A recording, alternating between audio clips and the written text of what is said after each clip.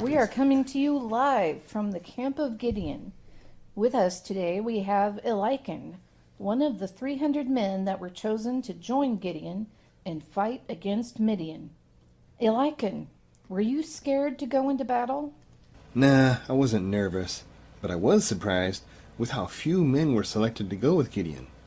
But I had no doubt that we would prevail, because we knew that Jehovah was on our side. Why were you so certain that Jehovah was on your side? Well, Gideon spoke with an angel of Jehovah and asked for a sign that his fleece would be wet with dew, but the ground around it would be dry. The next day, he did it the other way around. The fleece was dry, but the ground all around was wet with dew. Did you think that Gideon knew what he was doing? Yes, absolutely. He had these two signs from Jehovah, as well as one more. Wait, what? Even after the 2 tests with the fleece, he still wanted another sign? Did you think that Gideon's faith was lacking? Not at all. Gideon just had to be sure. Think about those odds. No nation in their right mind would send 300 men up against an army of 135,000, unless they were guaranteed victory.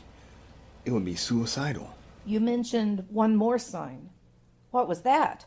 Jehovah told Gideon to attack, but he said in case he was still afraid that he should go down to the enemy camp with Purah, his attendant, and to listen to what the enemy said, and then afterwards he would have the courage to attack the camp. What did they say? He overheard one man telling the other about a dream, and the man who interpreted the dream said, "This can only be the sword of Gideon.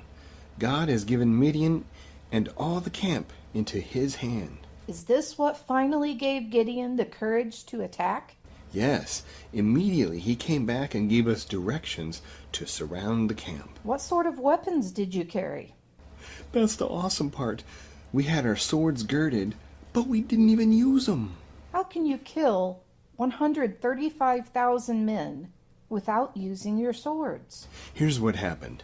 Gideon split us up into 3 groups. All we had with us was a torch, a large jar, and a horn. We put the jars over our torches to block the light as we surrounded the camp. Then we busted the jars and blew our horns. How did you know when to bust your jars and blow your horns? Did you all synchronize your watches? What? What's a watches? Never mind. How did you know when to do that? Oh yeah, well we all had to just listen for Gideon and his group to blow their horns. After that, we had to shatter the jars so that everyone could see our torches, and we shouted, "The sword of Jehovah and of Gideon." What did the Midianites do? It was unreal.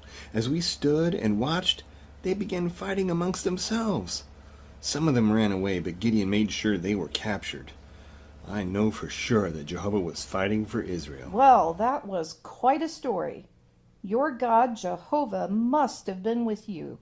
That's amazing. Thank you, Eliakim, for sharing your story with us. No problem. Thank you.